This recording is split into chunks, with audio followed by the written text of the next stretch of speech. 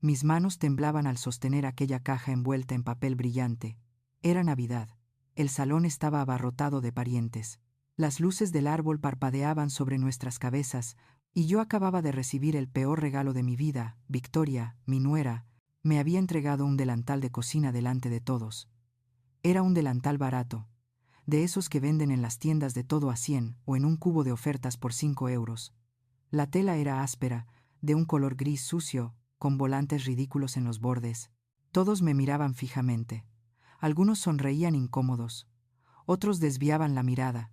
Y entonces mi hijo, Javier, mi único hijo, el chico al que crié sola después de la muerte de su padre, se echó a reír a carcajadas. No fue una risa nerviosa, fue una carcajada abierta, clara, cruel. Perfecto, mamá, dijo, secándose una lágrima de la risa. Lo vas a necesitar para servirnos la cena del domingo. Victoria aplaudió como si Javier hubiera dicho algo ingenioso. Sentí que el suelo se abría bajo mis pies. Sentí que el aire se volvía denso, irrespirable. Tragué mis lágrimas con tanta fuerza que me dolió la garganta. Me puse de pie en silencio. Nadie esperaba lo que estaba a punto de hacer. Caminé hacia el árbol con las piernas temblorosas. Recogí la caja grande que había dejado allí antes y la coloqué frente a ellos. Mi voz salió firme, aunque por dentro me estaba desmoronando. Ahora abran mi regalo para ustedes. Victoria arrancó el papel con esa sonrisa falsa que siempre llevaba. Javier la ayudó a abrir la caja, y cuando vieron lo que había dentro, cuando comprendieron lo que significaba, sus rostros se transformaron, pero para entender cómo llegamos hasta aquí, necesito contarles toda la historia. Todo comenzó hace 3 años cuando enterré a mi esposo. Arturo había sido el amor de mi vida durante 40 años. Trabajó como mecánico hasta su último día, siempre con las manos manchadas de grasa, siempre con esa sonrisa cansada, pero llena de amor. Nos dejó una casa pequeña pero pagada en un barrio humilde pero decente en las afueras. Esa casa era todo lo que teníamos. Fue el fruto de 40 años de sacrificio, de noches sin dormir, de comidas escasas para que Javier pudiera ir a la universidad. Trabajé limpiando oficinas durante 20 años para ayudar con las facturas. Mis rodillas estaban destrozadas. Mi espalda nunca volvió a ser la misma, pero valió la pena. Javier se convirtió en contable, consiguió un buen trabajo, y pensé que por fin podríamos descansar. Pensé que los sacrificios habían terminado. Qué equivocada estaba. Javier conoció a Victoria en una conferencia de negocios en el centro. Ella venía de una familia con dinero, de las que viven en urbanizaciones cerradas con enormes jardines y coches importados. Usaba ropa de diseñador, hablaba con ese acento refinado que solo tienen las personas que nunca tuvieron que preocuparse por pagar una factura de servicios públicos. La primera vez que vino a mi casa, noté cómo lo miraba todo. Sus ojos escanearon las paredes con la pintura desconchada, los muebles viejos que Arturo y yo habíamos comprado de segunda mano, las cortinas descoloridas por el sol. No dijo nada, pero su expresión lo decía todo: desprecio, asco, lástima. Javier estaba tan enamorado que no veía nada, o tal vez sí lo veía, pero había decidido ignorarlo. Cuando me abrazó ese día, me susurró al oído: «Mamá, ella es diferente. Ya verás». Y yo quise creerle. Quise creer que mi hijo había encontrado el amor verdadero. La boda fue elegante, cara, en un salón de baile que costó más de lo que Arturo ganaba en un año entero. Victoria insistió en que usara un vestido. Eligió un vestido beige que me hacía parecer una sombra entre todos los invitados con sus atuendos elegantes. «Es discreto. Perfecto para ti», me dijo con esa sonrisa que todavía no sabía descifrar. Durante la recepción, me sentaron en una mesa al fondo, lejos de la mesa principal donde estaban los novios y la familia de Victoria. Cuando le pregunté a Javier por qué, me dijo que era protocolo, que así se hacían las bodas elegantes. Me tragué mi orgullo y sonreí para las fotos, aplaudí cuando cortaron el pastel, lloré cuando bailaron su primer baile, pero algo dentro de mí ya estaba empezando a romperse. Los primeros meses fueron sutiles. Victoria empezó a visitar mi casa con menos frecuencia. Cuando venía, siempre encontraba excusas para no quedarse mucho tiempo. «Tenemos una reserva para cenar. Javier tiene trabajo.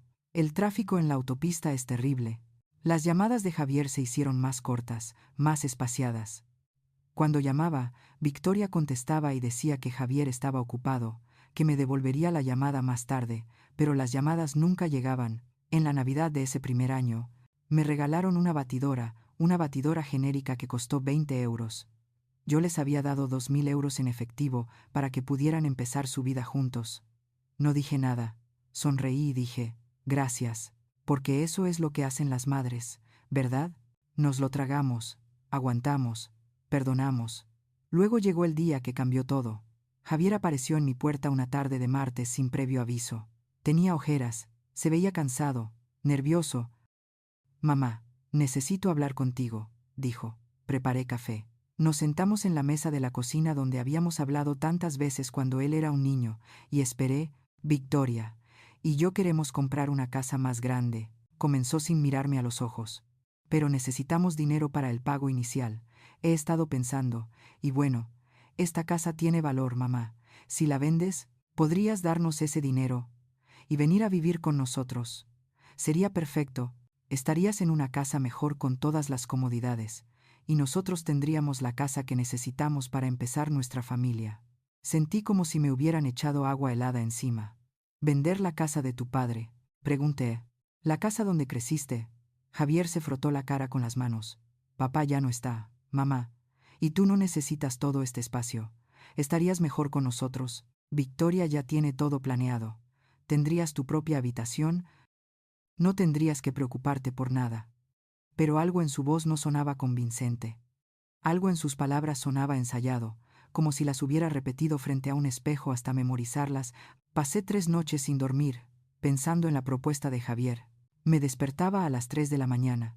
Caminaba por la casa, tocando las paredes, recordando, aquí Arturo había pintado cuando esperábamos a Javier. Allí Javier había dado sus primeros pasos, en esa esquina. Habíamos puesto el árbol de Navidad durante 30 años. Cada rincón guardaba un recuerdo, un pedazo de mi vida, un pedazo de mi corazón.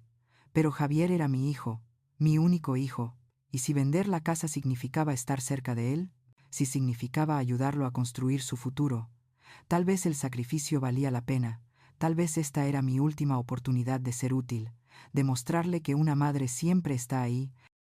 Llamé a Javier el viernes por la mañana. De acuerdo, le dije, venderé la casa. Escuché su suspiro de alivio al otro lado de la línea. Gracias. Mamá, no te arrepentirás, lo prometo. Vivirás como una reina con nosotros, una reina. Esa palabra quedaría grabada en mi mente como una cruel burla. El proceso de venta fue rápido, demasiado rápido. Victoria conocía a un agente inmobiliario que tenía un comprador en 3 semanas. La casa se vendió por 300.000 euros.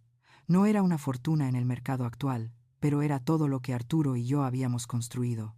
El día que firmé los papeles, lloré en el baño de la oficina de la empresa de títulos. Lloré por Arturo, por todos esos años, por la casa que ya no sería mía. Cuando salí, Victoria me esperaba en el coche con esa sonrisa perfecta. Ya verás, Carmen, esto es lo mejor para todos. Javier y yo, ya hemos empezado a buscar la casa perfecta. Será preciosa, con jardín, con piscina, vas a estar tan cómoda. Asentí, secándome las lágrimas. Quería creerle. Necesitaba creerle. Me mudé a la casa de Javier y Victoria 2 semanas después. Era una casa bonita, no podía negarlo. 2 pisos, cocina moderna, muebles elegantes. Pero cuando Victoria me enseñó mi habitación, sentí que algo se rompía dentro de mí.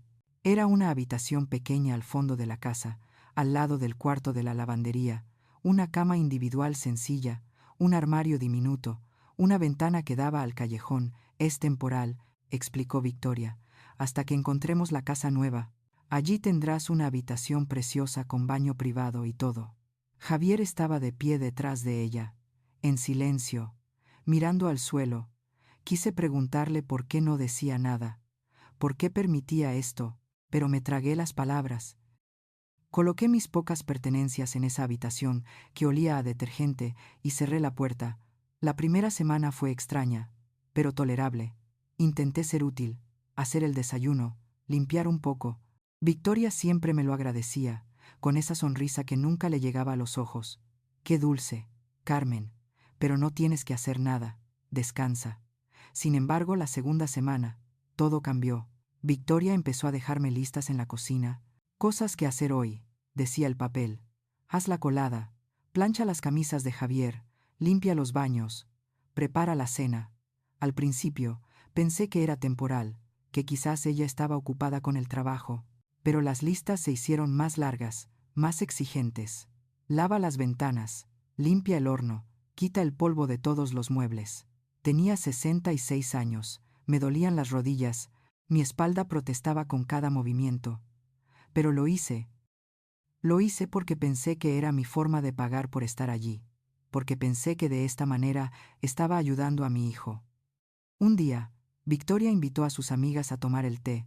Yo estaba en la cocina preparando los aperitivos cuando una de ellas entró buscando el baño, me vio con el delantal puesto, las manos cubiertas de harina, y preguntó: ¿Es usted la nueva ama de llaves? Antes de que pudiera responder, Victoria apareció detrás de ella.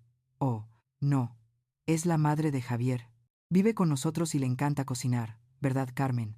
La forma en que lo dijo, con esa dulzura venenosa, me hizo sentir pequeña, invisible, insignificante. Asentí y volví a mis aperitivos mientras escuchaba sus risas en el salón. Esa noche, cuando Javier llegó del trabajo, intenté hablar con él. Hijo, necesito que hablemos. Se aflojó la corbata, cansado. ¿Qué pasa, mamá? No sabía cómo decirlo sin sonar desagradecida, sin sonar como una anciana quejumbrosa. Es que siento que estoy haciendo demasiado trabajo en la casa. Creí que vendí mi casa para estar contigo, no para ser la criada. Javier suspiró molesto. Mamá, nadie te obliga a hacer nada. Si quieres ayudar con la casa, genial. Pero no vengas a quejarte después. Victoria trabaja todo el día. Yo trabajo todo el día. Es mucho pedir que ayudes un poco. Sus palabras cayeron sobre mí como piedras. Ayudar un poco. Como si limpiar toda la casa, cocinar 3 comidas al día, lavar y planchar no fuera suficiente. Pero lo peor aún no había sucedido. Una noche, 2 meses después de mudarme, escuché voces en la oficina de Javier. La puerta estaba entreabierta, y reconocí la voz de Victoria, furiosa. Han pasado 2 meses, y todavía no has hablado con el arquitecto. Necesitamos empezar la construcción de nuestra casa. Tu madre nos dio 300.000 euros.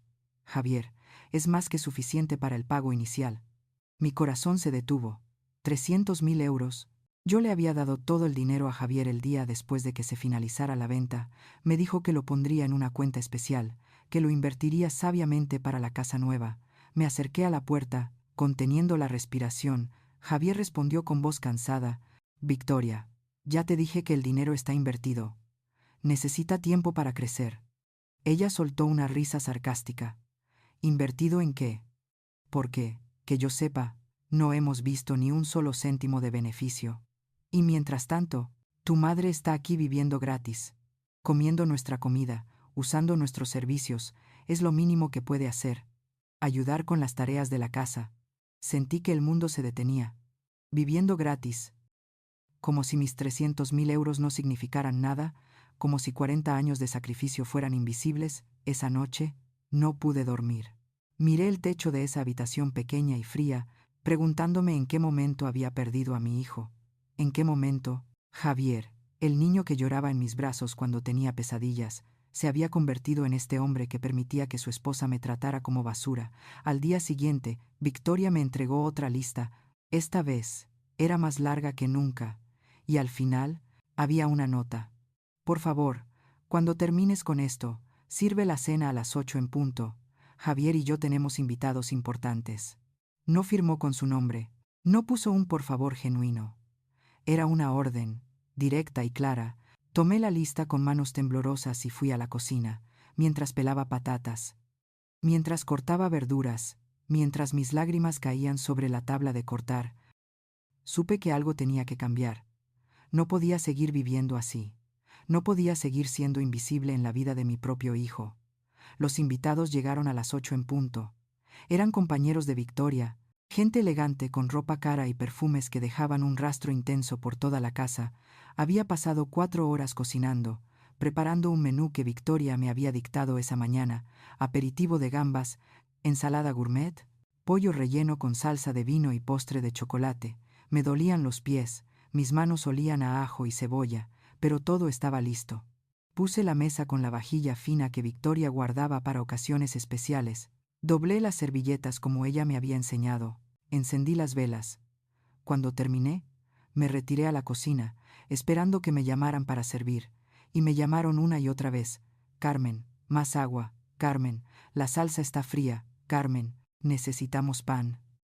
Cada vez que entraba al comedor, sentía sus miradas. Algunas eran de lástima, otras de curiosidad. Pero la peor era la de Victoria, una mirada triunfante, como si me estuviera exhibiendo, como si estuviera demostrando a sus amigas que ella tenía el poder, el control, la autoridad en esa casa. Javier no dijo nada, comía en silencio, asentía cuando alguien hablaba, pero nunca me miraba a los ojos. Cuando los invitados finalmente se fueron, eran casi las 11 de la noche. La cocina era un desastre. Platos sucios amontonados en el fregadero, ollas con comida pegada, el suelo manchado de salsa. Me apoyé en la mesa, sintiendo que mis piernas cedían. Victoria entró con 2 copas de vino vacías y las dejó junto a los otros platos. Todo estaba delicioso. Carmen, mis amigas quedaron impresionadas. Aunque, la próxima vez, intenta servir más rápido. Hubo momentos incómodos de espera. No esperó mi respuesta. Simplemente salió de la cocina, dejándome sola con el desorden. Miré el reloj, miré los platos, miré mis manos arrugadas, enrojecidas por el agua caliente y el detergente, y por primera vez en meses me permití sentir la rabia. Una rabia profunda, antigua, que venía de un lugar que había mantenido encerrado durante demasiado tiempo. No era justo. Nada de esto era justo. A la mañana siguiente, me desperté con un plan. Bueno, no exactamente un plan, sino una certeza. Necesitaba ayuda, necesitaba hablar con alguien que pudiera ver la situación desde fuera, alguien no cegado por el amor de un hijo o la manipulación de una nuera calculadora. Recordé a Sandra. Sandra había sido mi vecina durante 15 años antes de mudarse al centro de la ciudad. Era abogada, una mujer inteligente y directa que siempre me había tratado con respeto y cariño. Nos habíamos distanciado un poco después de su mudanza, pero seguíamos en contacto. Le envié un mensaje preguntándole si podíamos vernos. Respondió en menos de una hora. Claro, Carmen, todo bien. Ven a mi oficina mañana a las 3. Esa noche le dije a Victoria que tenía una cita con el médico. No era del todo mentira. Mi salud mental se estaba deteriorando. Y eso cuenta como algo médico, ¿no? La oficina de Sandra estaba en un edificio moderno en el centro. Cuando entré, me recibió con un abrazo fuerte y genuino. Carmen, ¿cuánto tiempo ha pasado? Te ves diferente. Se dio cuenta inmediatamente. Sandra siempre había sido perceptiva. Nos sentamos en su oficina privada y le conté todo, cada detalle, la venta de la casa, la habitación diminuta, las listas interminables, los comentarios hirientes, la cena con los invitados. Hablé sin parar durante casi una hora. Y por primera vez en meses, alguien realmente me escuchó. Cuando terminé, Sandra tenía el ceño fruncido y los labios apretados. Carmen, esto es abuso, abuso financiero y emocional. Tu nuera te manipuló para que vendieras tus bienes, y ahora te está explotando descaradamente. Negué con la cabeza. No, es mi hijo. Javier no permitiría eso. Sandra se inclinó hacia adelante, mirándome fijamente. ¿Estás segura? Porque por lo que me estás contando, Javier es cómplice de todo esto, ya sea por debilidad o por conveniencia. Él está permitiendo que esto suceda. Sus palabras me dolieron, pero en el fondo sabía que tenía razón. Sandra tomó una libreta y empezó a hacer preguntas específicas. ¿Tienes algún documento sobre la venta de tu casa? Sí, tenía copias. ¿Tienes pruebas de que le diste el dinero a Javier? Hice una transferencia bancaria. Así que sí. ¿Te hizo firmar algo cuando te mudaste con ellos? ¿Algún acuerdo? ¿Contrato? No, nada. Todo había sido verbal. Promesas en el aire que ahora se desvanecían como humo. Sandra sintió mientras escribía. Bien. Necesito que me traigas todos esos documentos. También necesito que empieces a documentar todo lo que te hacen hacer en esa casa. Horarios, tareas, cualquier comentario humillante. Toma fotos de la habitación donde duermes. Graba conversaciones. Si puedes hacerlo sin ser descubierta. La miré asustada. Grabar. ¿No es eso ilegal? Ella negó con la cabeza. En este estado, puedes grabar conversaciones en las que participes. Es legal, y puede ser una prueba importante. Salí de esa oficina sintiendo 2 cosas contradictorias: esperanza y terror. Esperanza porque finalmente alguien me estaba tomando en serio. Terror porque estaba a punto de hacer algo que lo cambiaría todo para siempre. Durante las siguientes 3 semanas, me convertí en una espía en mi propia vida. Llevaba mi teléfono en el bolsillo del delantal, siempre grabando. Documenté cada lista que Victoria me dejaba. Tomé fotos de mi habitación, de las tareas que hacía, del reloj marcando las horas que pasaba limpiando, cocinando, sirviendo. Escuché conversaciones que me destrozaron el alma. Una noche, grabé a Victoria hablando por teléfono con su madre. Sí, mamá, la tengo aquí haciendo todas las tareas de la casa. Es perfecta. No se queja. Y no tengo que pagarle nada. Además, con los 300.000 que nos dio, Javier ya invirtió en ese negocio del que te hablé. Si sale bien, podremos comprar la casa en la urbanización cerrada que siempre quisimos. Mi sangre se congeló. El dinero no estaba guardado para una casa donde yo viviría con ellos. Estaba invertido en un negocio del que no sabía nada. Todo había sido una mentira desde el principio. Llevé todas las pruebas a Sandra. Pasó más de 2 horas revisando los documentos, escuchando las grabaciones, mirando las fotos. Cuando terminó, levantó la vista con una expresión seria. Carmen, esto es peor de lo que pensaba. Tu nuera te estafó, y tu hijo es cómplice, consciente o inconscientemente. Legalmente, ese dinero era tuyo. Te prometieron una vivienda digna a cambio, y te tienen prácticamente como una empleada doméstica sin sueldo. Además, hay indicios de que podrían haber usado tu dinero para fines que no te consultaron, y que no te benefician. Sentí que las lágrimas empezaban a brotar. ¿Qué puedo hacer? Sandra me tomó las manos. Podemos hacer varias cosas. Primero, puedo enviarles una carta legal exigiendo que devuelvan el dinero o que cumplan lo prometido de forma adecuada. Segundo, podemos iniciar un proceso legal por abuso financiero a personas mayores. Tercero, y esto es importante, tienes que salir de esa casa. No es seguro para ti, ni física, ni emocionalmente. Asentí, pero mi mente estaba en otra parte. Quiero que paguen, dije con una voz que no reconocí como mía. Quiero que sientan al menos una fracción de lo que me hicieron sentir. Sandra sonrió, y había algo de admiración en esa sonrisa. Entonces vamos a necesitar un plan más elaborado. Sandra explicó que tenía un colega, un investigador privado que se especializaba en casos de fraude financiero. Se llama Roberto, me dijo, y es muy bueno en lo que hace. Si hay algo turbio en las finanzas de Victoria y Javier, él lo encontrará. Acepté sin dudarlo. A estas alturas, no tenía nada que perder. Roberto resultó ser un hombre de unos 50 años, serio, pero amable, con una forma de hablar que inspiraba confianza. Los tres nos reunimos en la oficina de Sandra una tarde de martes. Había vuelto a mentir, diciéndole a Victoria que tenía otra cita médica. Ella apenas levantó la vista de su teléfono.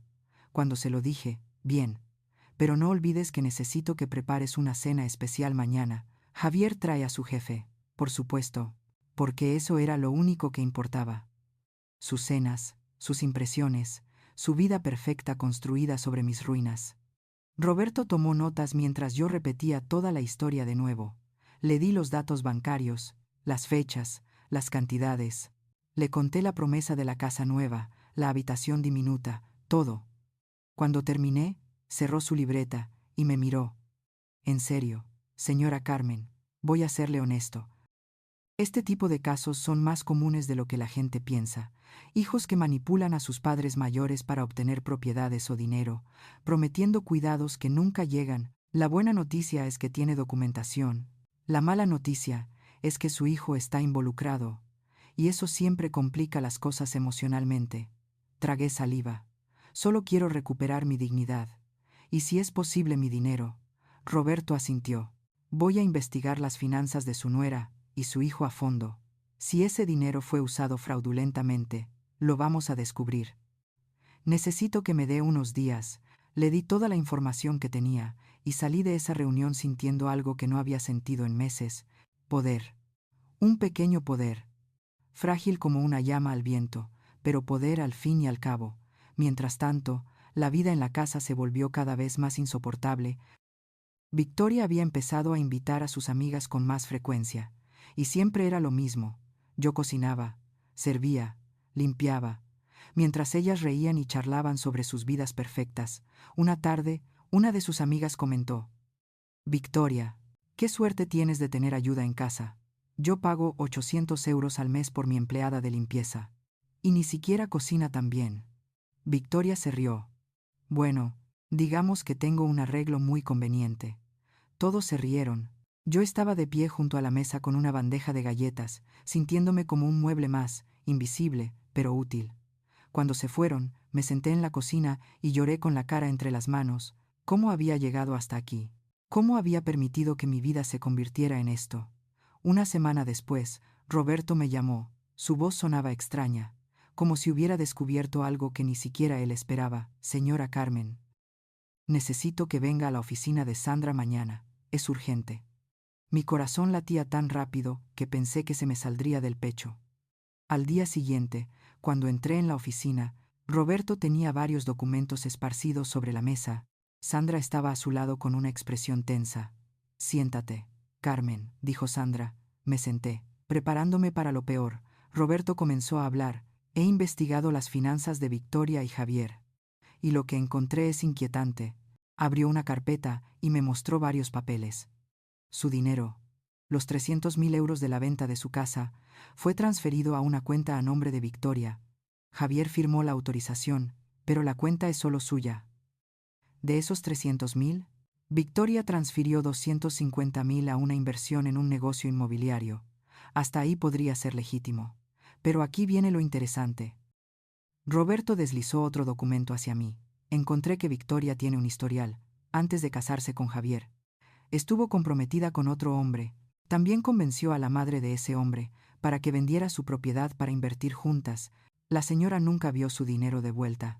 El compromiso se rompió misteriosamente 6 meses después y Victoria desapareció con el dinero. No hubo denuncia policial porque la señora padecía demencia avanzada y murió poco después. Pero los registros financieros están ahí. Sentí que las habitaciones daban vueltas. Estás diciendo que mi nuera es una estafadora profesional. Sandra me tomó la mano. Estamos diciendo que hay un patrón y que ese patrón sugiere que esta no es la primera vez que Victoria hace algo así. La pregunta es, ¿Javier lo sabe? ¿Es cómplice o es otra víctima? No sabía cómo responder. Una parte de mí quería creer que mi hijo era inocente, que estaba siendo manipulado igual que yo, pero otra parte, la parte que había escuchado esas conversaciones, que había visto su indiferencia ante mi sufrimiento, sabía que, aunque no fuera el cerebro, definitivamente era cómplice.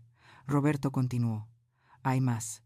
Ese negocio inmobiliario, donde invirtieron su dinero, es una empresa que está siendo investigada por prácticas fraudulentas.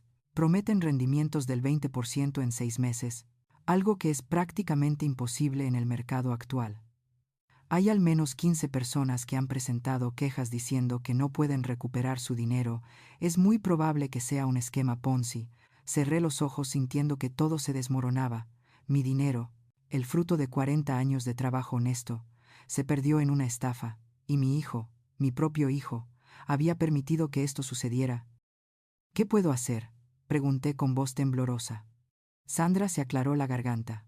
Legalmente, podemos hacer varias cosas. Primero, presentar una demanda civil contra Victoria y Javier por fraude y apropiación indebida. Segundo, alertar a las autoridades sobre la empresa inmobiliaria para que investiguen. Tercero, y esto va a doler, podemos presentar cargos penales por abuso financiero a personas mayores.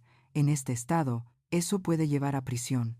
La palabra prisión resonó en mi cabeza como un gong. Estaba realmente dispuesta a enviar a mi propio hijo a la cárcel. Sandra debió notar mi expresión porque añadió: No tienes que decidirlo todo ahora, pero necesitas protegerte, Carmen. Necesitas salir de esa casa, y necesitas asegurar tu futuro. Tengo contactos y servicios sociales. Podemos conseguirte un lugar temporal mientras resolvemos esto. Negué con la cabeza. No quiero caridad. Ya he tenido suficiente de sentirme una carga. Roberto intervino. No sería caridad.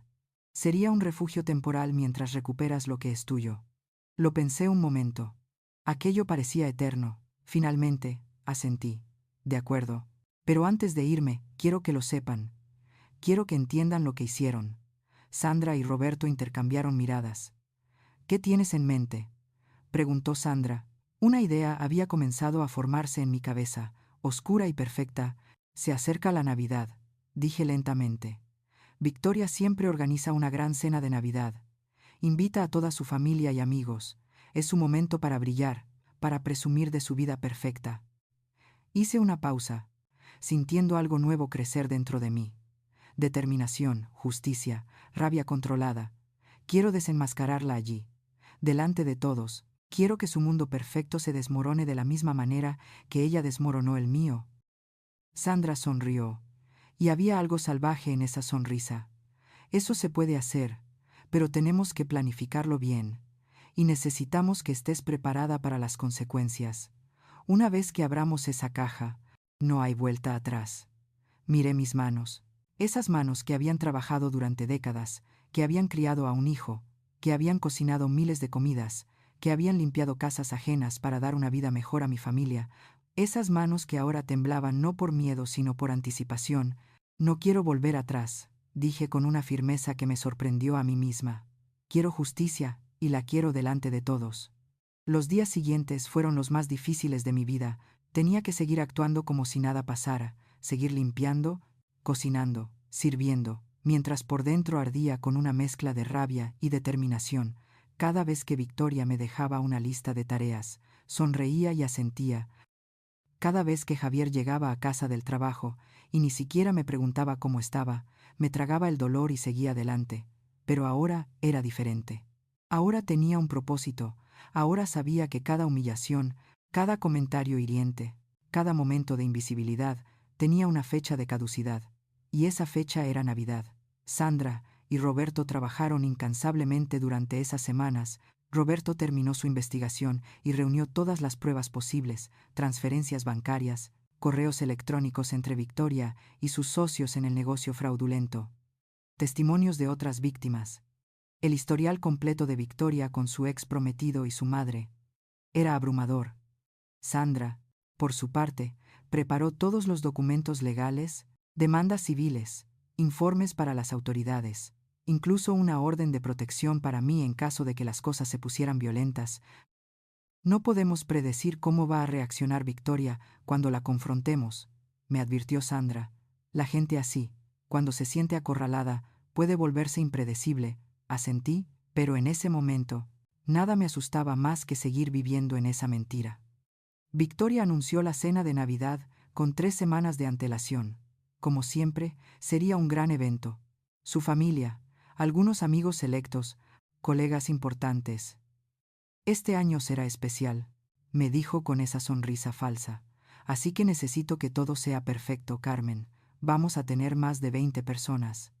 Ya te preparé el menú y la lista de la compra.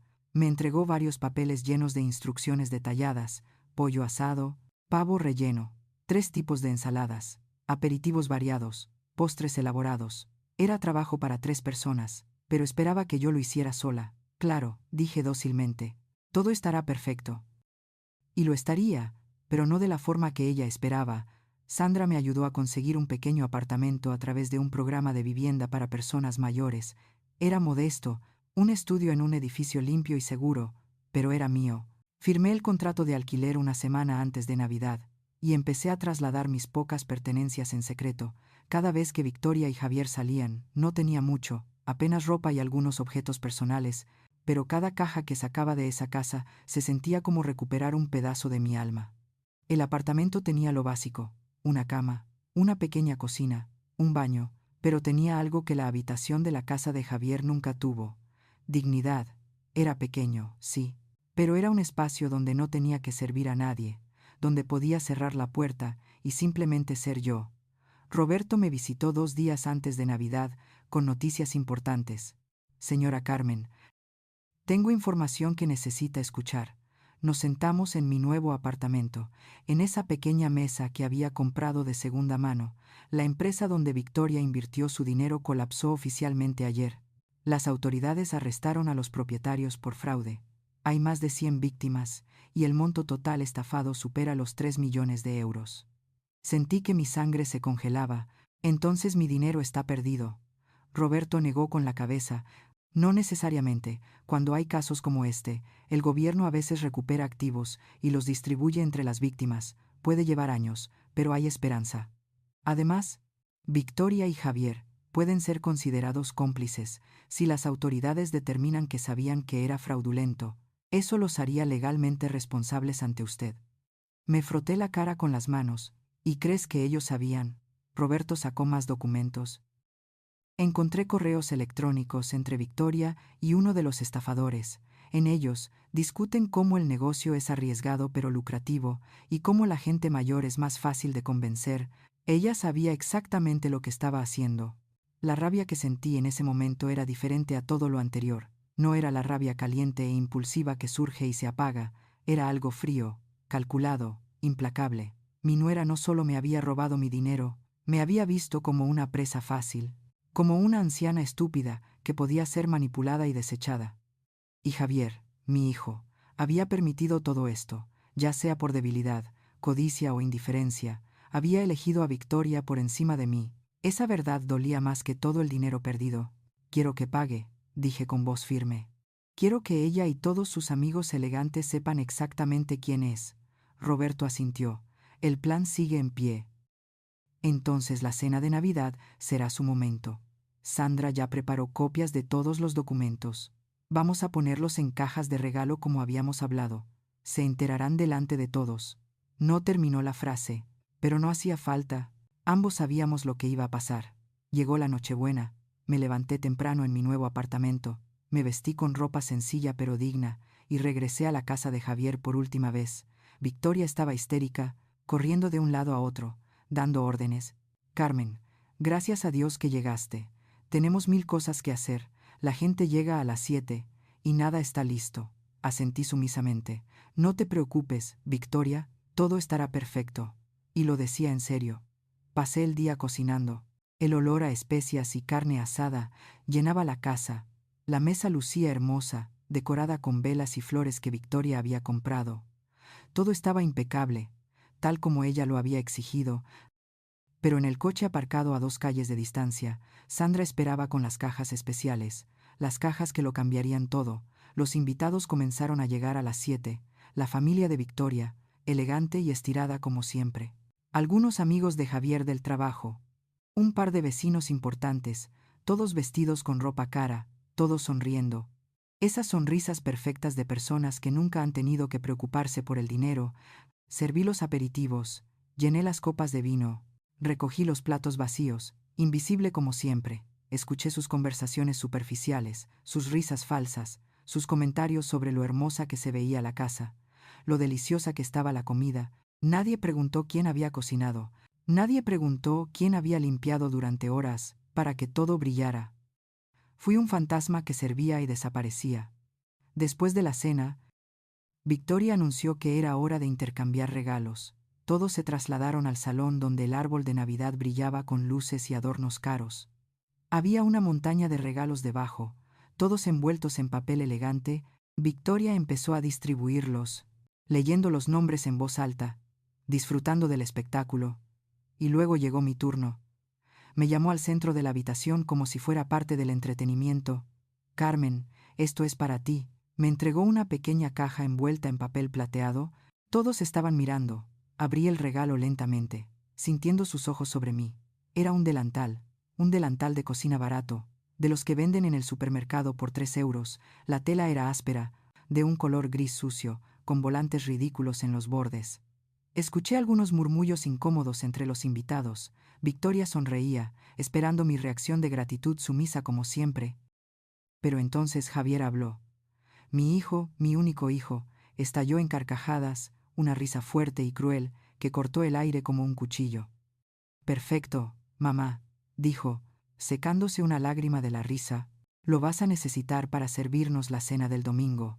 Victoria aplaudió, orgullosa de su marido. Algunos invitados rieron nerviosamente, otros miraron al suelo incómodos, y yo me quedé allí de pie, sosteniendo ese miserable delantal, sintiendo cómo algo dentro de mí se rompía y se reconstruía al mismo tiempo.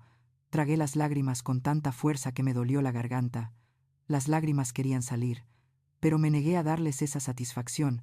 Me puse de pie en silencio. La sala se quedó en silencio también, expectante. Caminé hacia el árbol con las piernas temblorosas, pero firmes. Tomé 2 cajas grandes, que había colocado allí esa mañana antes de que llegaran los invitados. Cajas que me había dado Sandra, cajas envueltas en un hermoso papel dorado, que parecían contener algo maravilloso. Coloqué las 2 cajas grandes frente a Victoria y Javier. Mi voz salió firme, aunque por dentro sentía que me desmoronaba y me reconstruía simultáneamente. Ahora abran mi regalo para ustedes. Victoria miró a Javier, con una sonrisa confusa. Probablemente esperaba algo insignificante, algo de lo que pudieran burlarse más tarde cuando yo no estuviera presente. Javier se encogió de hombros y empezó a abrir su caja. Victoria hizo lo mismo con la suya. El papel dorado cayó al suelo. Abrieron las tapas, y lo que vieron dentro hizo que sus rostros se transformaran por completo. La sonrisa de Victoria se desvaneció como hielo bajo el sol. Javier palideció. Tan pálido que pensé que se iba a desmayar. Dentro de cada caja había documentos. Muchos documentos organizados en carpetas con etiquetas claras. Victoria sacó uno con manos temblorosas y empezó a leer. Era el informe de investigación de Roberto, completo con su historial, el caso de su ex prometido, la madre con demencia, el dinero que nunca devolvió. Javier sacó otro documento de su caja. Era el análisis de las transferencias bancarias que mostraban exactamente cómo mis 300.000 euros habían sido movidos de cuenta en cuenta hasta terminar en esa inversión fraudulenta. También había copias de los correos electrónicos entre Victoria y los estafadores, donde ella discutía cómo la gente mayor era un blanco fácil. En el fondo de cada caja había algo más, una citación judicial. Victoria y Javier estaban siendo demandados por fraude, apropiación indebida y abuso financiero a personas mayores. El silencio en la sala era ensordecedor. Todos los invitados miraban las cajas, tratando de entender lo que estaba pasando. La madre de Victoria se acercó y tomó uno de los documentos. Empezó a leer y su rostro se contorsionó de horror. Victoria, ¿qué es esto? ¿Qué significa todo esto? Victoria intentó arrebatarle el papel. No, mamá, no es lo que parece, esto es un error. Pero su voz sonaba desesperada, culpable. Javier permaneció sentado, mirando los documentos como si no pudiera procesar lo que estaba viendo. Mamá, dijo finalmente con voz ronca, ¿qué hiciste? Me reí. Fue una risa amarga, cansada, llena de meses de dolor contenido. ¿Qué hice? ¿En serio me preguntas eso, Javier? Lo que hice fue confiar en ti. Lo que hice fue vender la casa que tu padre y yo construimos durante 40 años, porque me prometiste un hogar. Lo que hice fue entregarte cada céntimo que teníamos, porque creí en tu palabra. Mi voz se hizo más fuerte, más clara. Todos los invitados escuchaban ahora, completamente atentos. Lo que hice fue limpiar esta casa de arriba abajo todos los días, mientras me tratabas como a una empleada. Lo que hice fue cocinar para tus fiestas elegantes mientras ni siquiera me dejabas sentarme a la mesa. Lo que hice fue dormir en una habitación del tamaño de un armario, mientras mis 300.000 euros desaparecían en inversiones fraudulentas. Señalé las cajas, y lo que hice finalmente fue contratar a una abogada y a un investigador para descubrir la verdad. La verdad que está ahí en esos documentos para que todos la vean. Un amigo de Javier, un colega del trabajo, tomó uno de los papeles y empezó a leer. Su expresión cambió de curiosidad a sorpresa. Javier, esto dice que tu esposa tiene un historial de fraude, que le hizo lo mismo a otra familia. Otros invitados comenzaron a tomar documentos, pasándolos entre ellos, leyendo en voz alta fragmentos que los dejaban boquiabiertos. Victoria saltó de su asiento. Su rostro, normalmente compuesto y perfecto, estaba rojo de furia. Esto es privado. No tienen derecho a mirar esto. Carmen, me estás difamando. Esto es ilegal. Sandra eligió ese momento para entrar en la sala. Había estado esperando fuera como habíamos planeado, lista para intervenir cuando fuera necesario. En realidad, dijo Sandra con voz profesional y fría, todo lo que hay en esas cajas es información pública o evidencia obtenida legalmente. Soy la abogada de la señora Carmen, y puedo asegurarles que cada documento aquí ha sido verificado y autenticado. Victoria la miró con puro odio. ¿Y quién diablos es usted? Sandra le entregó su tarjeta de presentación, Sandra Miller, abogada especializada en casos de abuso financiero, y estoy aquí para asegurar que la señora Carmen recupere lo que es suyo, y que usted enfrente las consecuencias de sus acciones. La madre de Victoria dejó caer los papeles que sostenía en sus manos, se llevó una mano al pecho, respirando con dificultad. Victoria María Ramos. ¿Es esto cierto? ¿Le robaste dinero a la madre de tu prometido? Victoria negó frenéticamente. No, mamá. No es así. Ella lo malinterpretó todo. Iba a invertir su dinero para que creciera, para que tuviera más en el futuro. Sandra sacó más documentos de su maletín. Entonces, ¿por qué en estos correos electrónicos le dices al señor Martínez, quien ahora está bajo custodia federal, que la señora Carmen nunca se enterará de los riesgos porque es demasiado confiada? ¿Por qué en esta otra comunicación celebras que finalmente conseguí los fondos de la anciana y ahora podemos proceder con la fase 2? El silencio que siguió fue aplastante. Victoria abrió la boca, pero no salió ningún sonido. Buscó apoyo en Javier, pero mi hijo estaba paralizado, mirando los documentos como si fueran serpientes venenosas. Uno de los vecinos, un hombre mayor que siempre había sido amable conmigo, se puso de pie. Señora Carmen, ¿es cierto que usted dormía en el cuarto de servicio? Asentí. Es cierto. Le puedo mostrar si quiere. El hombre miró a Javier con asco. Javier, conozco a tu madre desde hace años. Es una mujer honesta y trabajadora. ¿Cómo pudiste permitir esto? Javier finalmente reaccionó. Se puso de pie, dejando caer documentos al suelo. Yo no sabía nada de esto, señaló a Victoria. Ella manejaba las finanzas. Yo solo firmaba donde ella me decía. Sandra intervino de nuevo. Señor Javier, su firma está en las autorizaciones de transferencia. Su nombre aparece en los contratos de inversión. Legalmente, usted es tan responsable como su esposa, supiera los detalles o no. Javier se volvió hacia Victoria con los ojos llenos de furia y traición. ¿Qué hiciste, Victoria? ¿Qué demonios hiciste? Victoria intentó recuperar la compostura, pero era demasiado tarde. Su máscara perfecta se había resquebrajado por completo. Intenté ayudar. Intenté que ese dinero creciera para todos nosotros. No es mi culpa que la inversión saliera mal. Sandra sonrió sin humor. La inversión no salió mal. Fue un fraude desde el principio. Un esquema Ponzi que estaba siendo investigado por las autoridades, incluso antes de que usted pusiera el dinero de la señora Carmen, y según estos correos electrónicos, usted lo sabía. La hermana de Victoria, que había estado callada hasta ese momento, se puso de pie y caminó hacia la puerta. No puedo estar aquí. No puedo ser parte de esto.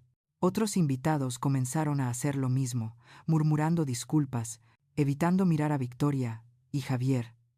La cena de Navidad perfecta se estaba desmoronando, y yo sentí una mezcla de triunfo y tristeza, viendo cómo su mundo colapsaba. El padre de Victoria, un hombre serio, que había sido juez antes de jubilarse, tomó el documento con la historia de su hija. Leyó en silencio durante varios minutos mientras todos esperaban. Finalmente, levantó la vista y miró a Victoria con una mezcla de decepción y dolor que yo conocía muy bien. Era la misma expresión que probablemente había estado en mi rostro durante meses. También engañaste a la señora Martínez, la madre de tu ex prometido. Victoria comenzó a llorar, pero eran lágrimas de frustración, no de arrepentimiento. Fue diferente. Ella estaba enferma. Ella no sabía lo que estaba haciendo. Yo solo. Su padre levantó una mano, interrumpiéndola. Basta, no quiero escuchar más. Se volvió hacia mí. Señora Carmen, en nombre de mi familia, le ofrezco mis más sinceras disculpas, si hay algo que podamos hacer para remediar esto. Negué con la cabeza. Lo único que quiero es justicia, y que su hija entienda que las personas mayores no son objetos que se puedan usar y desechar. Javier seguía de pie inmóvil, mirando a Victoria como si la viera por primera vez. Dijiste que el dinero estaba seguro. Dijiste que estaba en una cuenta de ahorros especial. Victoria se secó las lágrimas, y por un momento vi un destello de la persona real detrás de la máscara. Fría, calculadora, sin remordimientos reales. El dinero iba a multiplicarse. Íbamos a ser ricos, Javier. Íbamos a tener la casa de nuestros sueños, los coches que siempre quisiste, todo. Pero necesitaba ese capital inicial. Javier retrocedió como si ella lo hubiera golpeado.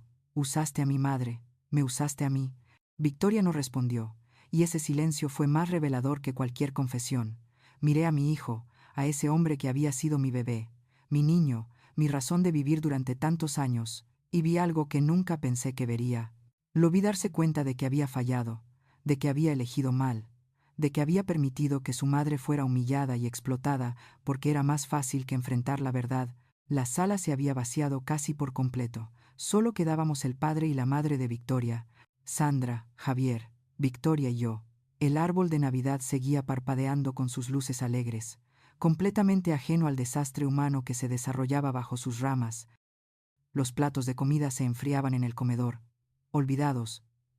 Todo ese esfuerzo, toda esa perfección que Victoria había exigido ahora no significaba nada. La madre de Victoria lloraba en silencio en el sofá, con la cara entre las manos.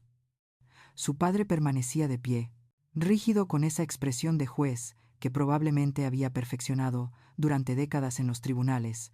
Javier se desplomó en una silla, con la cabeza entre las manos, respirando con dificultad, y Victoria miraba por la ventana, como si quisiera desaparecer, como si pudiera escapar de todo esto simplemente ignorándolo. Sandra rompió el silencio. Señora Victoria, señor Javier, además de la demanda civil, he presentado una denuncia formal ante la Fiscalía, dado que hay pruebas de un patrón de fraude y considerando que la víctima es una persona mayor, esto se considera un delito grave en este estado. Las autoridades van a investigar, y lo más probable es que presenten cargos penales. La madre de Victoria soltó un gemido. Cárcel. ¿Estás diciendo que mi hija podría ir a la cárcel? Sandra asintió. Dependiendo de lo que determine el fiscal, sí. El fraude contra personas mayores conlleva penas de hasta 10 años en este estado. Y si encuentran más víctimas, si descubren más casos como el de la señora Martínez, las consecuencias podrían ser aún más graves. Victoria finalmente reaccionó. Se volvió hacia mí con ojos desesperados. Carmen, por favor, no tiene que llegar tan lejos. Podemos arreglar esto. Devolveré el dinero. Lo juro. Solo necesito tiempo. Sandra intervino antes de que yo pudiera responder. El dinero que invirtió en esa empresa fraudulenta está congelado por orden federal. Es parte de una investigación criminal más grande. Aunque quisiera devolver los fondos, no puede acceder a ellos en este momento. Javier levantó la cabeza. ¿Qué? Todo el dinero está congelado. Roberto, que había entrado discretamente durante el caos, asintió. La empresa donde usted invirtió era un esquema Ponzi que involucraba a más de 100 víctimas y 3 millones de euros. Los propietarios fueron arrestados hace 3 días. Todos los activos están bajo control federal mientras procesan el caso. Puede llevar años resolver esto, y no hay garantía de que las víctimas recuperen más del 30 o 40% de su inversión. Javier saltó de su asiento. ¿30%? Estás diciendo que perdimos casi todo el dinero de mi madre. La realidad finalmente lo golpeó con toda su fuerza. Victoria intentó acercarse a mí, pero Sandra se interpuso sutilmente. Señora Carmen, escúcheme. Puedo conseguir el dinero. Mi familia tiene recursos. Podemos pagarle lo que perdió. Más los intereses. Solo necesito que retire la demanda, que no presente cargos penales. La miré fijamente, viendo a través de su desesperación, de la misma manera que le ibas a pagar a la señora Martínez, de la misma manera que me prometiste una habitación digna en una casa nueva que nunca existió. Victoria palideció. Eso fue diferente. La señora Martínez estaba enferma. Ella no. Su padre la interrumpió con voz tajante. Cállate, Victoria. Cada palabra que dices te hunde más. Se volvió hacia mí. Señora Carmen, mi hija ha cometido actos imperdonables. Si decide proceder con cargos penales, no voy a interferir. Dejo, voy a asegurarme de que enfrente las consecuencias de sus acciones. He pasado 30 años en el sistema judicial defendiendo la ley. Y no voy a empezar a violarla ahora para proteger a alguien que claramente no tiene moral ni ética, incluso si es mi propia hija. Las palabras de su padre parecieron golpear a Victoria más fuerte que todo lo demás. Retrocedió, buscando apoyo en Javier, pero él se apartó de ella. No me toques, dijo mi hijo con voz temblorosa, ni siquiera puedo mirarte ahora mismo. Victoria comenzó a sollozar de verdad, lágrimas genuinas de alguien que finalmente entiende que lo ha perdido todo. Javier, por favor, lo hice por nosotros, por nuestro futuro, iba a funcionar, el dinero se iba a multiplicar, y todos íbamos a beneficiarnos. Javier la miró con una mezcla de asco y tristeza. Lo hiciste por ti, Victoria. Siempre fue por ti. Y yo fui tan estúpido, tan ciego que permití que humillaras a mi madre, la mujer que me crió sola, que trabajó hasta destrozarse el cuerpo para darme una educación. Y permití que la trataras como basura. Se volvió hacia mí con lágrimas en los ojos. Mamá, yo, levanté la mano, deteniéndolo. No, Javier, Ahora no. No quiero escuchar disculpas vacías en este momento. Miré a mi hijo. Realmente lo miré. Quizás por primera vez en años. Vi las ojeras bajo sus ojos, las líneas de estrés en su frente, la forma en que sus hombros se hundían como si cargara un peso invisible, y me pregunté, ¿cuándo había perdido su columna vertebral? ¿Cuándo se había convertido en alguien que permitía que su esposa manipulara y controlara todo? ¿Lo sabías? Le pregunté directamente. ¿Sabías que me estaba explotando? ¿Sabías de su historial? Javier negó con la cabeza. Pero había duda en sus ojos. No sabía sobre su pasado, pero sobre cómo te trataba. Vi cosas, comentarios, actitudes, y no hice nada. Me convencí de que eras feliz ayudando, de que era temporal, de que cuando tuviéramos la casa nueva, todo sería diferente. Su voz se quebró. Fui un cobarde. Elegí mi comodidad por encima de tu dignidad y voy a cargar con esa culpa el resto de mi vida. Sandra sacó más documentos de su maletín. Hay algo más que deben saber. Todos la miramos. Durante la investigación, Roberto descubrió que Victoria tiene deudas significativas, tarjetas de crédito, préstamos personales, todo a su nombre, pero afectando las finanzas del matrimonio. Suma más de 60.000 euros. La mandíbula de Javier se desencajó. 60.000. ¿En qué gastaste 60.000 euros? Victoria no respondió. Pero la respuesta estaba por toda la casa: los muebles caros, la ropa de diseñador, las joyas, los coches. Todo era una fachada, una ilusión de riqueza construida sobre deudas y dinero robado. Roberto añadió: y hay más. Victoria tiene una cuenta bancaria secreta en las Islas Caimán.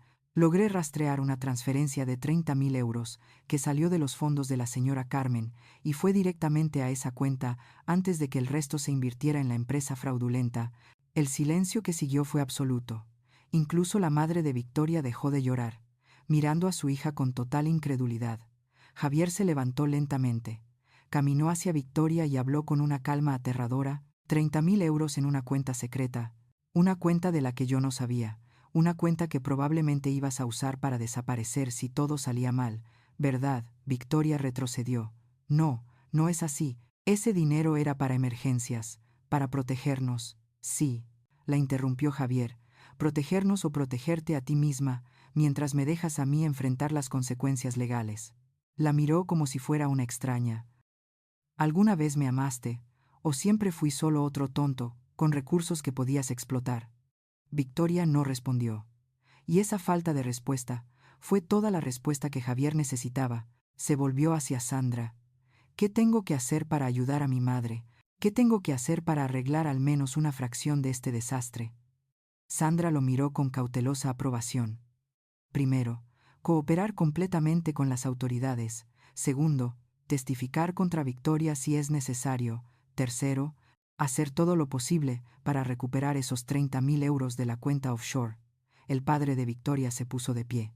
Yo me encargaré de eso. Tengo contactos que pueden ayudar a congelar esa cuenta y repatriar los fondos. Victoria, necesito toda la información para esa cuenta ahora. Victoria negó con la cabeza. No voy a incriminarme más. Su padre se acercó a ella, y aunque no la tocó, su presencia era intimidante. Hija, escúchame muy bien. Puedes cooperar ahora, y quizás, solo quizás, conseguir un acuerdo con la fiscalía. O puedes ser terca, enfrentar todo el peso de la ley, y perder absolutamente todo, incluyendo cualquier apoyo que esta familia pueda ofrecerte. ¿Qué eliges? Victoria miró a su alrededor, buscando alguna salida, algún aliado, pero todos, incluso su madre, la miraban con decepción y repulsión. Finalmente, derrotada, susurró: de acuerdo. Les daré la información de la cuenta. Yo había estado callada durante todo este intercambio, observando cómo la verdad se desenvolvía, cómo las mentiras se revelaban capa por capa. Pero había algo más que necesitaba decir. Javier, lo llamé para llamar su atención. Quiero que sepas algo. No estoy haciendo esto por venganza. Estoy haciendo esto porque ninguna persona mayor debería pasar por lo que yo pasé. Tu padre trabajó 40 años para dejarme esa casa. Yo trabajé 20 años limpiando oficinas para ayudarte a estudiar. Ese dinero representaba una vida de sacrificio y tu esposa lo trató como dinero de Monopoly. Me acerqué a él, mirándolo directamente a los ojos. Pero más que el dinero, me duele que me vieras sufrir y no hicieras nada. Me duele que me dieras ese delantal hoy, y te rieras como si humillar a tu madre fuera un entretenimiento. Vi lágrimas rodar por sus mejillas. Mamá, lo siento. Dios, lo siento mucho. Negué con la cabeza. Las disculpas vienen después. Javier, primero vienen las acciones. Demuéstrame que sigues siendo el hijo que crié, el hijo que tiene moral y dignidad. Ayúdame a recuperar lo mío, y a asegurar que Victoria no pueda hacerle esto a nadie más. Los días que siguieron a esa Navidad fueron un torbellino de abogados, declaraciones y revelaciones que parecían no tener fin. Javier se mudó de la casa inmediatamente, dejando a Victoria sola en ese espacio que una vez había sido su reino perfecto. Se fue a un hotel barato, me dijo, porque no soportaba estar bajo el mismo techo que ella ni un minuto más. Yo regresé a mi pequeño apartamento y, aunque era modesto, cada noche dormía mejor que en todo el tiempo que pasé en esa casa, porque ese espacio era mío, porque nadie podía exigirme nada allí, porque finalmente había recuperado mi dignidad. Sandra trabajó incansablemente, coordinando con las autoridades federales, que investigaban la empresa fraudulenta. Roberto continuó su investigación y descubrió algo que ni siquiera habíamos anticipado. Victoria no solo tenía 2 víctimas conocidas, sino al menos 5 más. Todas eran personas mayores.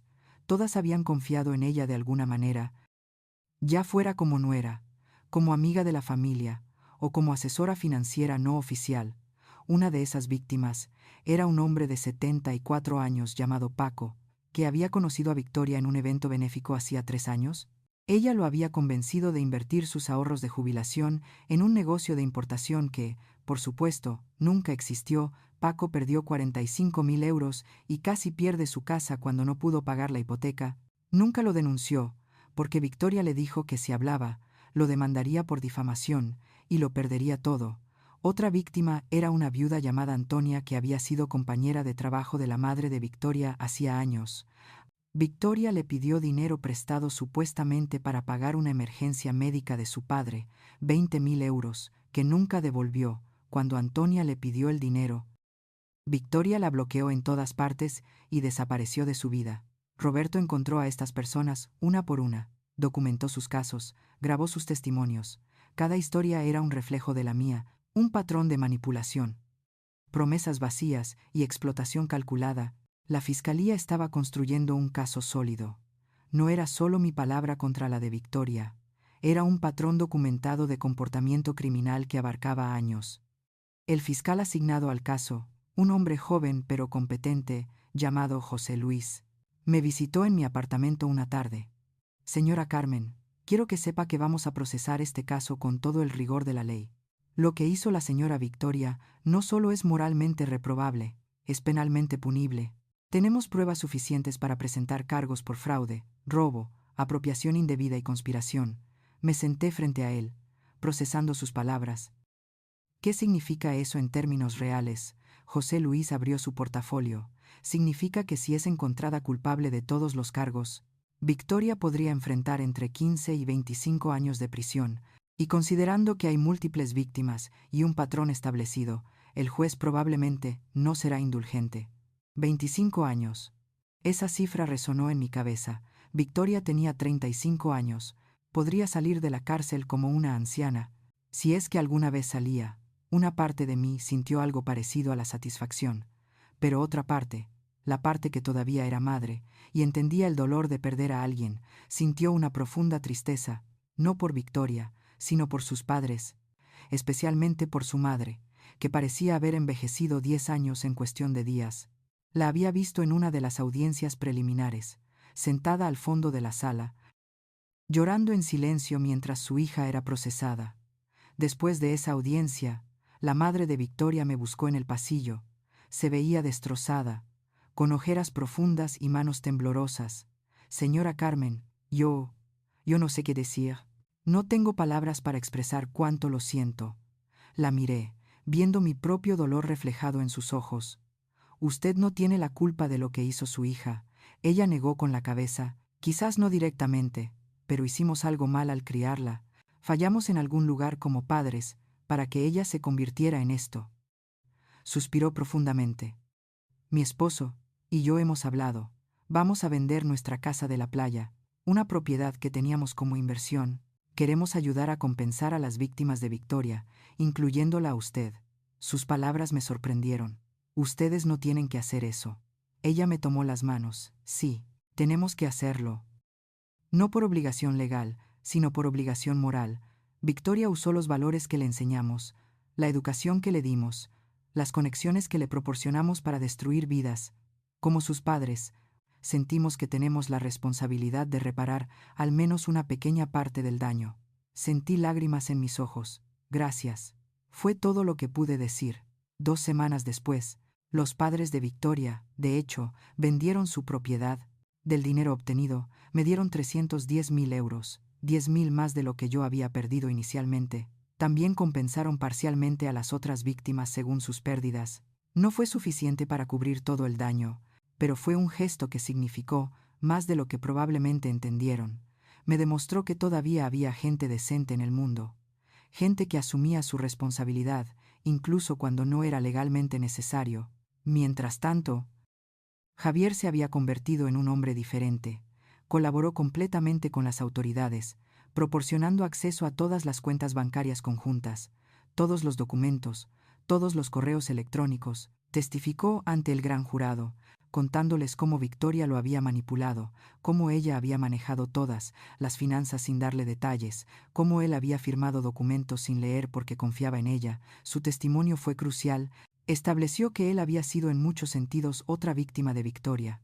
Aunque su victimización no excusaba el hecho de que él había permitido mi abuso, la fiscalía decidió no presentar cargos penales contra Javier debido a su cooperación, pero estaba claro que su vida estaba arruinada de otras maneras. Perdió su trabajo cuando sus empleadores se enteraron del escándalo, su reputación en la industria financiera, donde trabajaba como contable, fue destruida. Nadie quería contratar al hombre cuya esposa había estafado a personas mayores, incluida su propia madre.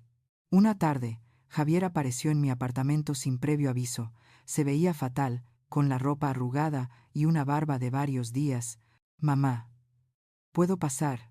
Dudé un momento, pero finalmente abrí la puerta. Nos sentamos en mi pequeña sala, con un silencio incómodo entre nosotros. No sé por dónde empezar, dijo finalmente. He estado yendo a terapia, tratando de entender cómo llegué a este punto, cómo permití que todo esto sucediera. Lo miré sin decir nada. Esperando, el terapeuta dice que Victoria exhibía comportamientos de personalidad narcisista, que me aisló gradualmente de ti, de mis amigos, hasta que solo su voz permaneció en mi cabeza, diciéndome qué pensar, qué hacer. Hizo una pausa. Pero eso no me excusa. Mamá, vi tu sufrimiento, vi cómo te trataba, y elegí no ver porque era más fácil, porque confrontarla significaba admitir que mi matrimonio era una mentira. Javier comenzó a llorar. No el llanto superficial de alguien que busca lástima, sino el llanto profundo de alguien que finalmente se enfrenta a la magnitud de sus errores. Te fallé de todas las formas posibles, fallé como hijo, como ser humano, permití que te humillaran en tu propia cara, que te robaran el fruto de toda una vida de trabajo, y lo peor es que el día de Navidad, cuando te di ese delantal y me reí, una parte de mí sabía que estaba mal, pero lo hice de todos modos porque Victoria esperaba que lo hiciera. Se cubrió la cara con las manos. ¿Cómo puedes siquiera mirarme? ¿Cómo puedes estar en la misma habitación que yo después de lo que te hice? Lo dejé llorar. No lo consolé, no le dije que todo estaba bien, porque no estaba bien, nada estaba bien. Pero cuando sus sollozos finalmente se calmaron, hablé. Javier, no te voy a decir que te perdono, porque el perdón no es algo que se dé fácilmente después de un trauma así. Pero te voy a decir esto. El hecho de que estés aquí enfrentando lo que hiciste, yendo a terapia, cooperando con las autoridades, eso cuenta para algo. Me incliné hacia adelante, mirándolo directamente a los ojos. Tu padre era un buen hombre, Javier. No perfecto, pero bueno. Te crió con valores, con principios. Sé que esos valores todavía están ahí dentro de ti, enterrados bajo años de manipulación y malas decisiones. La pregunta no es si puedo perdonarte ahora. La pregunta es, si puedes perdonarte a ti mismo y convertirte en el hombre que deberías haber sido. Javier asintió lentamente. Voy a pasar el resto de mi vida compensándote, mamá. De alguna manera, de alguna forma, voy a arreglar esto. Me puse de pie. Entonces empieza por hacer lo correcto en el juicio, testifica con la verdad completa, ayuda a asegurar que Victoria nunca pueda hacerle esto a nadie más nunca más. Esa es tu primera oportunidad de redención. Javier también se puso de pie, secándose las lágrimas. Lo haré. Te lo prometo. Cuando se fue, me quedé sentada en mi apartamento, sintiendo el peso de todo lo que había pasado. Había recuperado mi dinero, gracias a los padres de Victoria. Había recuperado mi dignidad al desenmascarar a mi abusadora, pero también había perdido algo. La ilusión de la familia perfecta, la imagen de mi hijo como el hombre que pensé que era. El juicio de Victoria comenzó 6 meses después de esa Navidad. La sala del tribunal estaba llena de personas que querían presenciar la caída de alguien que había construido toda una vida sobre mentiras y manipulación. Yo estaba allí en la primera fila junto con las otras víctimas que Roberto había encontrado: Paco, Antonia y otras 3 personas cuyos nombres y rostros ahora conocía bien. Nos habíamos convertido en algo así como una extraña familia, unidos por el dolor común de haber sido traicionados por el mismo depredador. Victoria entró en la sala esposada, vestida con un traje sencillo que contrastaba drásticamente con la ropa de diseñador que solía usar. Se veía demacrada, más pequeña de lo que recordaba. Sus ojos buscaron a su madre en la audiencia, pero la señora había bajado la mirada, incapaz de enfrentar en lo que se había convertido su hija. El padre de Victoria también estaba allí, con una expresión severa, manteniendo su palabra de no interferir con la justicia. La fiscal, una mujer experimentada llamada Patricia Ramírez, presentó el caso con precisión quirúrgica. Documento tras documento, testimonio tras testimonio, construyó un retrato devastador de Victoria, como una estafadora calculadora que había perfeccionado el arte de identificar y explotar a personas vulnerables. Mostró correos electrónicos, donde Victoria discutía estrategias para ganarse la confianza de sus víctimas. Presentó pruebas forenses de las transferencias bancarias, dinero que fluía de las cuentas de personas mayores inocentes a inversiones fraudulentas, y la cuenta secreta en las Islas Caimán. Cuando llegó mi turno de testificar, subí al estrado con las piernas temblorosas, pero con la cabeza alta. La fiscal me guió a través de mi historia, la venta de mi casa, las promesas rotas, los meses de servidumbre disfrazada de ayuda familiar, el delantal de Navidad que simbolizaba años de humillación condensados en un solo regalo cruel. Hablé durante casi 2 horas, y cuando terminé, varios miembros del jurado tenían lágrimas en los ojos. Luego vino el turno de Javier. Mi hijo subió al estrado, luciendo años mayor que sus 42 años. El abogado defensor de Victoria intentó presentarlo como el verdadero villano, el hijo ingrato que lo había orquestado todo. Pero Javier no se defendió escondiéndose detrás de excusas.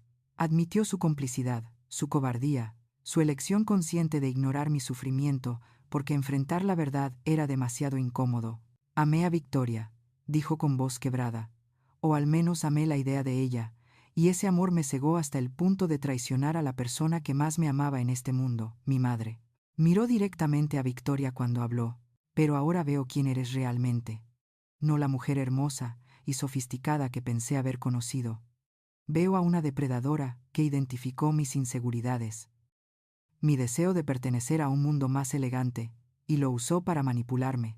Eso no me excusa, pero explica cómo una buena persona puede hacer cosas terribles. El testimonio de Javier fue crucial, porque estableció el patrón de manipulación que usaba Victoria, cómo identificaba las debilidades emocionales de las personas y las explotaba sin piedad. Paco testificó sobre cómo Victoria lo había encontrado en su momento más vulnerable 6 meses después de que su esposa muriera de cáncer. Antonia habló de cómo Victoria había fingido amistad durante años, generando confianza, solo para destruirla con una elaborada mentira sobre una emergencia médica falsa. Una por una, las víctimas contaron historias similares: identificación de la vulnerabilidad, construcción de confianza, explotación despiadada. El abogado defensor de Victoria intentó argumentar que ella también era una víctima, que había crecido con la presión de mantener las apariencias, que sufría de problemas de salud mental no diagnosticados. Trajeron psicólogos que hablaron de trastornos de personalidad, de traumas infantiles, pero la fiscal desmanteló cada argumento con pruebas frías y contundentes: los correos electrónicos donde Victoria celebraba sus conquistas, las cuentas bancarias secretas, el patrón de comportamiento que se extendía a lo largo de más de una década. Esto no era el resultado de una enfermedad mental o circunstancias atenuantes. Era una criminalidad deliberada y, sostenida. Cuando Victoria finalmente subió al estrado en su propia defensa, fue un desastre. Su abogada probablemente le aconsejó que mostrara remordimiento, que llorara, que pareciera arrepentida, pero Victoria no pudo mantener la actuación. Bajo el interrogatorio de la fiscal, su máscara se resquebrajó de nuevo. Cuando se le preguntó sobre los correos electrónicos que se referían a las personas mayores como objetivos fáciles, intentó explicar que era solo una figura retórica, que no lo decía en serio. Cuando se enfrentó al testimonio de múltiples víctimas, dijo que todos estaban exagerando, que habían malinterpretado sus intenciones, y cuando la fiscal le preguntó directamente, ¿siente algún remordimiento por lo que le hizo a estas personas? Victoria dudó demasiado antes de responder. Por supuesto, lo siento. Lamento que las cosas hayan salido así. No era un remordimiento verdadero. Era arrepentimiento por haber sido atrapada. El jurado lo vio, yo lo vi, todos en esa sala lo vieron.